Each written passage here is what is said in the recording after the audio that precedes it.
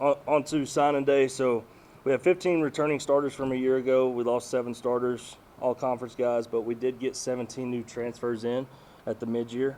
Not going to go into those in depth, but the 38 high school signees, 8 of them are local kids. Midland, Midland Legacy, Midland Christian, Permian, and Monahans are represented in those 8 kids. As far as the numbers go, we signed 12 offensive linemen, 5 quarterbacks, 6 receivers, 5 tight ends, 3 running backs, 10 defensive backs, 9 D linemen, and 3 linebackers over the course of mid-year signees and high school signees. So on to the local kids. I'm going to start with Midland Legacy. Breck Stevens, a great talent at receiver, a big 6'2", 6'3" frame, has all the potential in the world, can go up and get the ball. Going to a couple games, seeing him high point the ball and score a couple of touchdowns in the red zone like that. He was first team all-district receiver, very talented, has a great future here. Skylar Wilburn, more of a dynamic receiver with his speed and athleticism. He's only 5'11", but Eastern New Mexico, he was one of their top guys, and we were able to keep him home in the Basin. And then Lucas Barrientes is probably the best offensive lineman in this class, local kid from Midland Legacy. We've had great success since I got here with Midland Legacy offensive lineman, and he's probably one of the best ones we've got so far. He had offers from pretty much every D2 in the state. He also had Texas Tech walk-on, and Abilene Christian and Stephen F. Austin were hard on him the last 2 weeks, and we were able to hold on to him. Beating 4 rides for Division I's was tough to do, but he wanted to stay home, so excited about him. On to Midland Christian. Colton Newsom, quarterback there, was all-state player, one of the MVPs of TAPS. Great player, chose here to come here over SMU, PWO. Great family, a kid that's very smart, very athletic, could play quarterback, could play receiver, safety, we'll see. He's going to start at quarterback and then go from there. Briley Perez, running back from Midland Christian, very, very talented. I thought he was probably the sleeper of the local kids here. Didn't have a lot going on, but he's a big frame guy. Thick running back that had over 1,200 yards all-purpose this season and 20 touchdowns. Second team all-state running back, so I'm excited to have him. Justice Laura from Permian, Mojo's MVP this year. Another sleeper that I thought should have had more. He had Eastern New Mexico and a couple D2s, but decided to stay home. Again, first team all-district kid, had over 2,000 yards, 23 touchdowns. Like I said, the MVP for Mojo. So keeping the best players in the Basin was huge for us. Over at Midland, Stavian Robertson, offensive lineman, 6'5", 220. We talked about Lucas probably being the best one of the group, but Stavian has the highest potential, having a 6'5", 6'6" frame. I like taking offensive linemen that are underweight, putting weight on them, because they never lose that athleticism. When you get the bigger kids, sometimes it's hard to have them lose that weight and be the most athletic guys we could get. So Stavian's going to be a guy, if he buys into the weight room and the nutrition program that we'll have, he could be a guy that plays a lot of snaps. Chino over at Monahan's probably the best athlete of the group. Could play quarterback, could play receiver, could play safety, pretty much any position on the field besides the lineman he could play. I'm excited for him. He had pretty much every D2, D3, NAIA school in the state. 3-time All-State, 4-year starter, over 5,000 total yards. I mean, the kid's unbelievable, and I was excited to keep him here. Make sure I'm not missing anybody from local. Nope, that's it. So any questions? I guess big picture, including your transfers and high school kids, what stands out about this class? What are maybe the strengths of this class? Yeah, I think when you look at the numbers, both mid-year and the high school signees, we took a huge dive into offensive line, defensive line, and DBs. Offensive line, I think when you go back and turn on that playoff game, that was our weakness that game. So I made it a point that I'll never have that feeling stepping off the field that we need to get better up front. So I made sure we signed 12 guys, and all 12 of those guys are going to have a shot to play in the first 2 years. They're all great football players. And then on the defensive side, it all starts with the trenches, right? You have to have great defensive linemen to be able to shut down the run. But I felt like when this league starts throwing the ball like they used to, when Commerce was winning a national championship and it was a powerhouse, is everybody was throwing the ball. I think we're going to get back to that this year in this conference. So getting defensive backs that can lock down guys man-to-man and longer than what we had last year. At one game, we had 5'9" and 5'10" corners, where this year you're going to look out there and see 6'2", 6'3" corners pretty much every snap. So that was a huge deal for me. I think the strength of this class, both mid-year and high school, is definitely the two fronts on both sides of the ball and defensive backs. We talked last year about how winning would kind of help you in the recruiting front for obvious reasons. Now, having achieved that and being conference champions, how much do you feel like that's influenced your class? Oh, it's huge. I mean, last year, a year ago today, I would not have beat many Division I's on kids.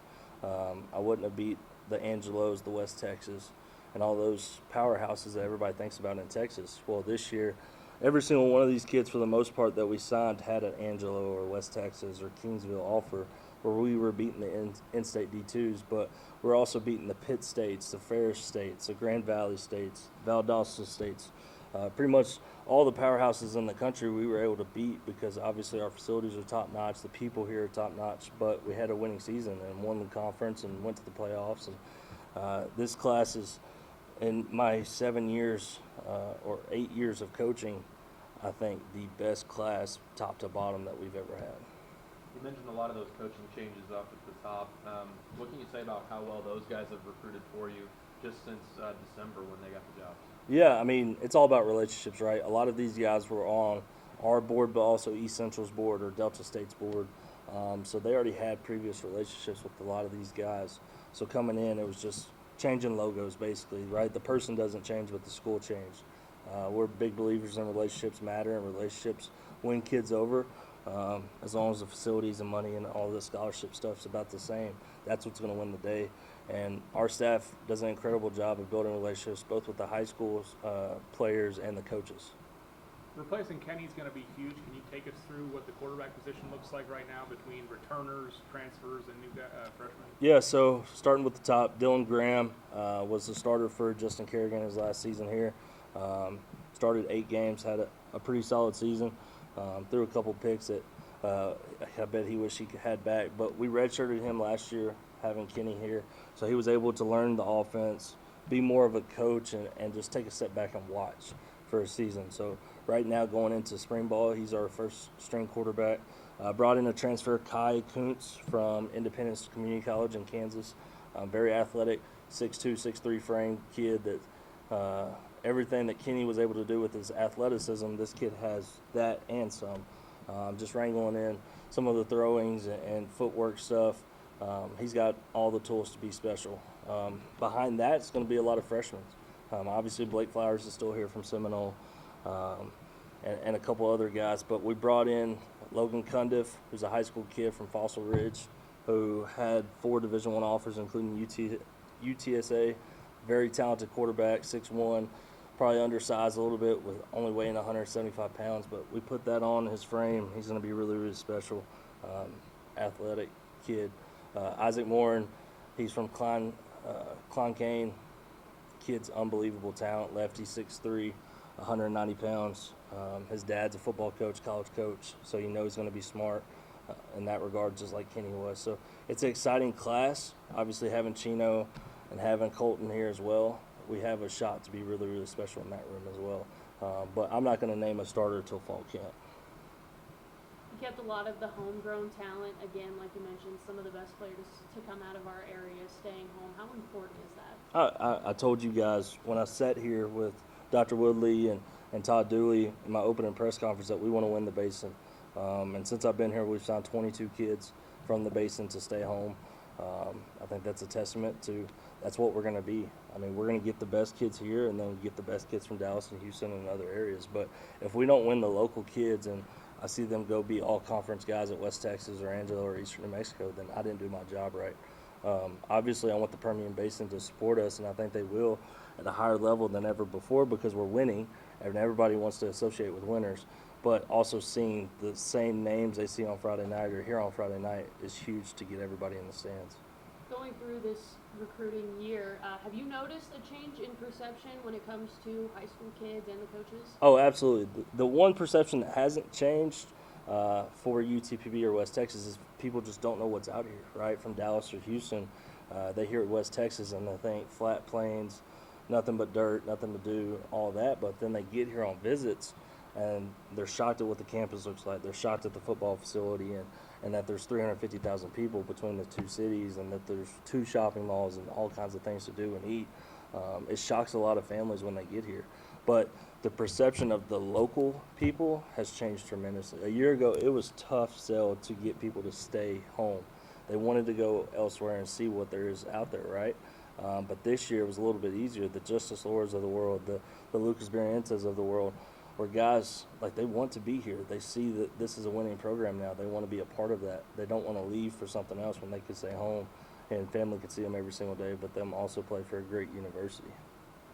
Who's a freshman coming in this class that you think could make an impact or at least see the field a little bit right away? I think our 2 kickers. So Angel Diaz from DeSoto won a state championship, obviously 2 state championships, and then Gabriel Agura is another kicker that I think both of them will compete for the starting job, both kicking and punting. So I'm excited for those 2 kickers. I think that was a weakness of our team last year was special teams and our kicking game, where we're going to get tremendously better. One of them's the number 32 ranked kicker in the country.